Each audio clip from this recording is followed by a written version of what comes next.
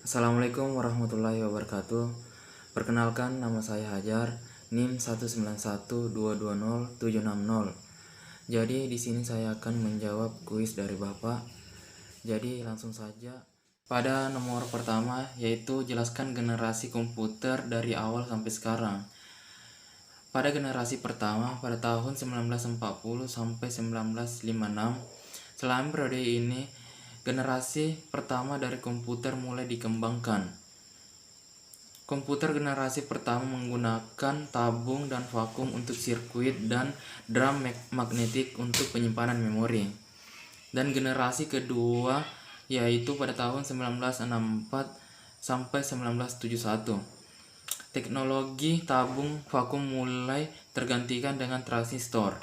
Penggunaan transistor pada komputer mulai digunakan pada akhir 1950.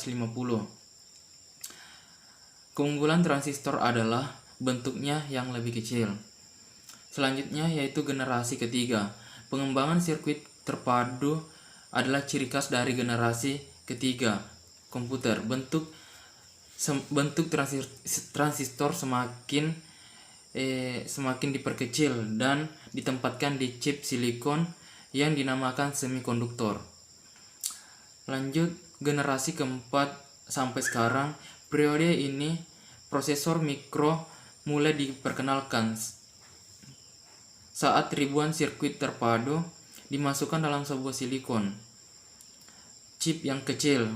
Prosesor pertama yaitu Intel 401 chip mulai menjadi otak utama di sebuah komputer.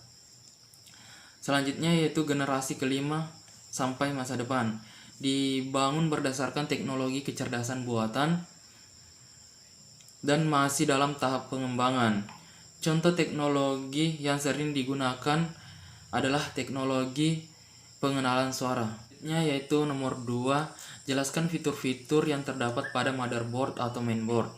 Yang pertama yaitu soket prosesor, merupakan tempat dipasangkannya prosesor.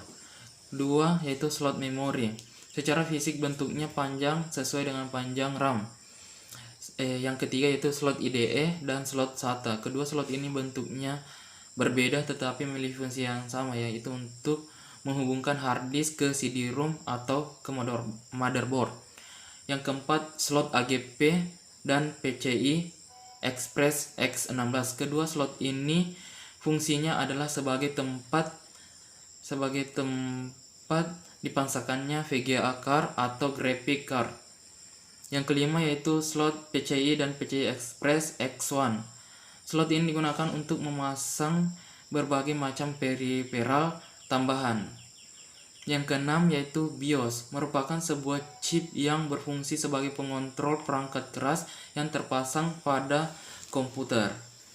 Nomor ketujuh yaitu baterai CMOS, merupakan sebuah baterai kecil yang digunakan untuk memberi daya pada BIOS dan juga untuk menyimpan setting yang ada pada BIOS.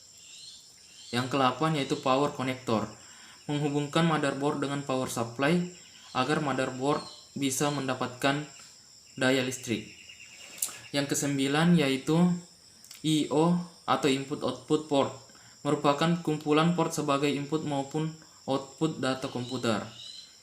Yang ke-10 pin kabel front panel, bentuknya seperti jarum-jarum, digunakan untuk memasang tombol power, restart, LED power, dan LED hard disk. Lanjut yaitu soal nomor 3, sebutkan dan jelaskan minimal 10 perangkat yang tergolong dalam input device pada komputer.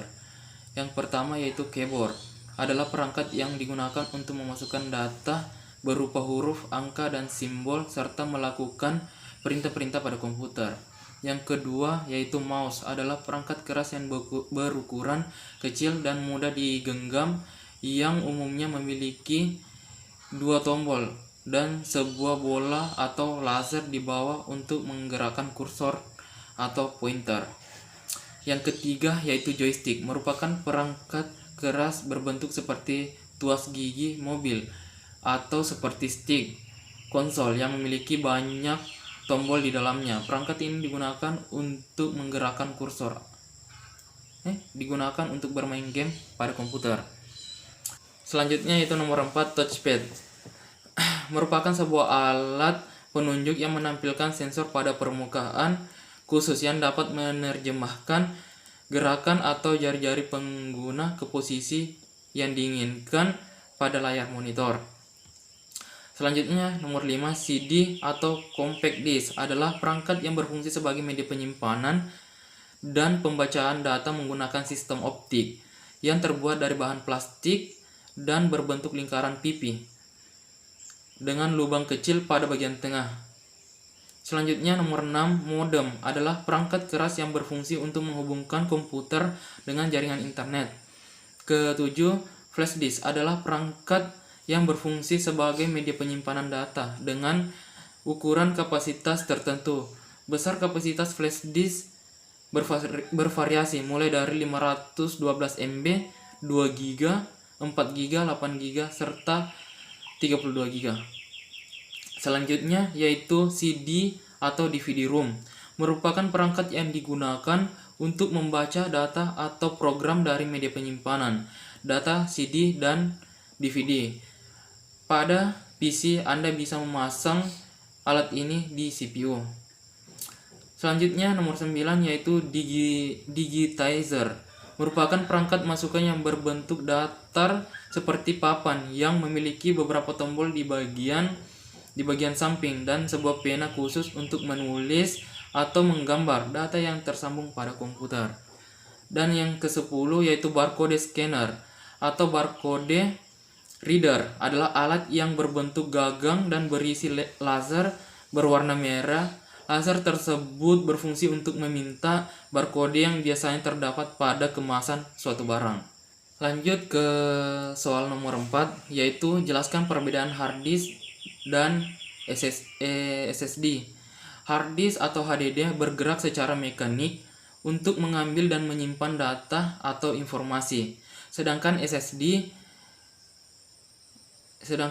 bergerak secara elektrik untuk menyimpan dan mengambil data atau informasi tertentu. SSD bekerja lebih cepat dibandingkan SSD. Lanjut soal nomor 5, yaitu jelaskan perbedaan prosesor Intel dan prosesor AMD. Intel menang di brand image dan marketnya, sedangkan AMD harganya lebih murah. Pada prosesor Intel Pentium 4 harganya standar tetapi kinerjanya lumayan cepat. Sedangkan pada prosesor AMD Athlon harga agak murah dibandingkan Intel. Sedangkan dari grafisnya bagus serta kecepatannya juga lumayan.